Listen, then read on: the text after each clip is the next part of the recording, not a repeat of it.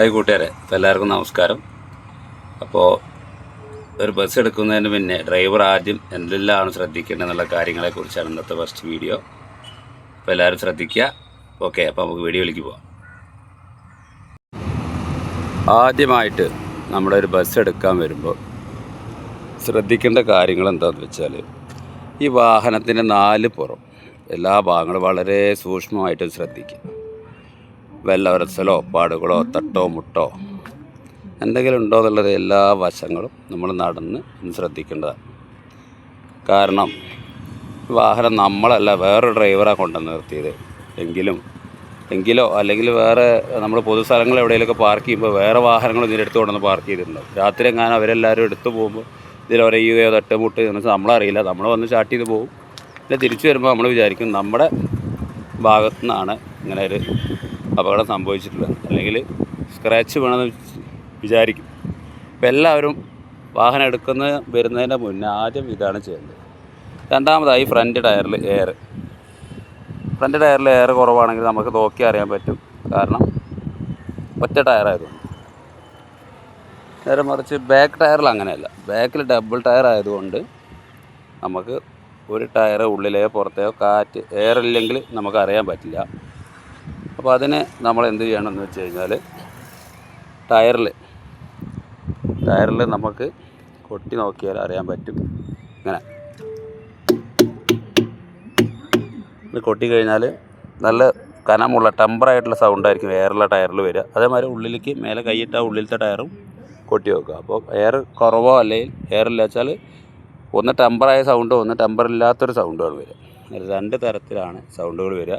അപ്പോൾ അതാണ് അടുത്തായിട്ട് നമ്മൾ വളരെയധികം ശ്രദ്ധിക്കേണ്ട ഒരു കാര്യം. ഇതിന് ശേഷമാണ് നമ്മൾ എന്ത് ചെയ്യേണ്ടത്, വാഹനത്തിൻ്റെ അകത്തേക്ക് കയറുക. വാഹനത്തിൻ്റെ അകത്തേക്ക് കയറിയതിന് ശേഷം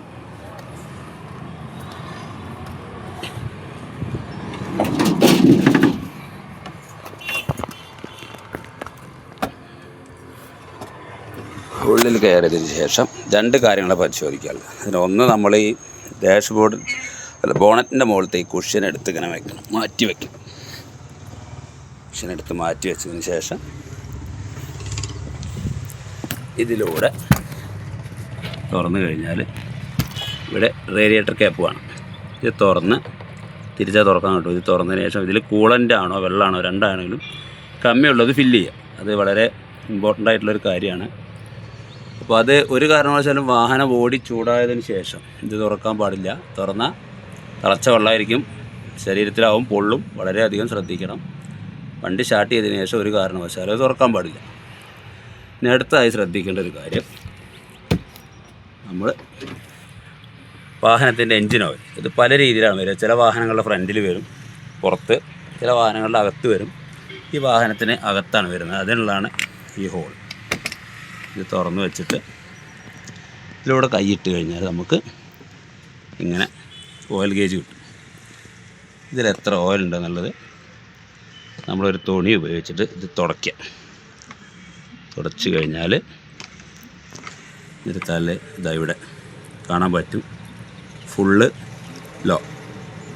അപ്പോൾ വീണ്ടും ഇതിലേക്ക് തന്നെ വാഹനത്തിൻ്റെ ഓയിൽ ചെക്ക് ചെയ്യുന്ന അതിൻ്റെ ഉള്ളിലേക്ക് ഇട്ടതിന് ശേഷം വീണ്ടും എടുക്കുക. അപ്പോൾ ഇതിലുള്ളത് എത്രയാണോ അതാണ് ഇതിൻ്റെ അളവ്. ഇതിൽ കറക്റ്റ് ഓയിലാണ്. ഇതിൽ കുറവുണ്ടെങ്കിൽ ടോപ്പ് അപ്പ് ചെയ്യുക. ഇത് വളരെ അധികം നമ്മുടെ ശരീരത്തിൽ ബ്ലഡ് പോലെയാണ് നമ്മുടെ വാഹനങ്ങൾക്ക് എൻജിൻ ഓയിൽ. ശേഷം അതിലേക്ക് തന്നെ നല്ലതുപോലെ പ്രസ് ചെയ്ത് വയ്ക്കുക. പ്രസ് ചെയ്തതിന് ശേഷം ഇതടച്ച്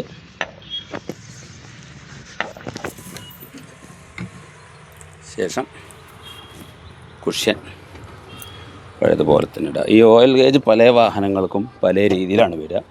അതുപോലെ തന്നെ എൻജിൻ ഓയിൽ ഓരോ വാഹനങ്ങളും ചിലത് 10 ലിറ്റർ വരും, ചിലത് 18 ലിറ്റർ വരും.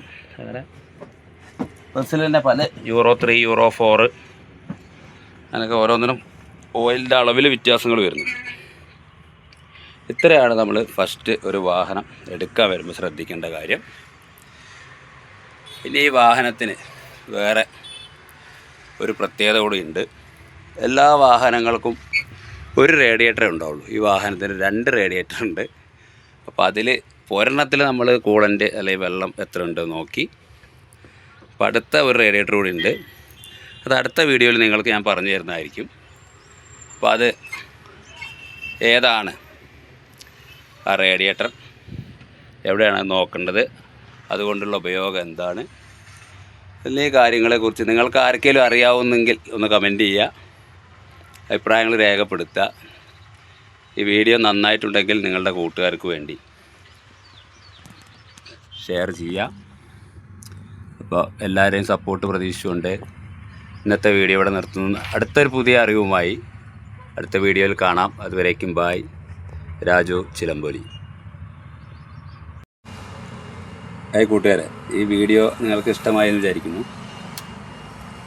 അപ്പോൾ നേരത്തെ പറഞ്ഞ പോലെ ഈ വാഹനത്തിന് 2 റേഡിയേറ്റർ ഉണ്ട്. ഒരെണ്ണത്തിൽ നമ്മളിപ്പോൾ കൂളൻ്റ് വെള്ളം അല്ലെങ്കിൽ കൂളൻ്റ് നോക്കി. ഇനി ഒരു റേഡിയേറ്റർ കൂടി ഈ വാഹനത്തിനുണ്ട്, അതിലും ഇതുപോലെ നോക്കണം.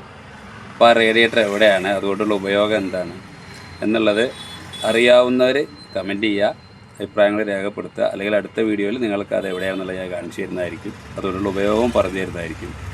അപ്പോൾ ഇന്നത്തെ ഈ വീഡിയോ എല്ലാവർക്കും ഇഷ്ടപ്പെട്ടു എന്ന് വിചാരിക്കുന്നു. മാക്സിമം ഷെയർ ചെയ്യുക, കമൻറ്റ് ചെയ്യുക, സപ്പോർട്ട് ചെയ്യുക. ഇനി അടുത്തൊരു വീഡിയോ ആയിട്ട് കാണുന്നവരേക്കും ബൈ ബൈ. രാജു ചിലമ്പൊലി.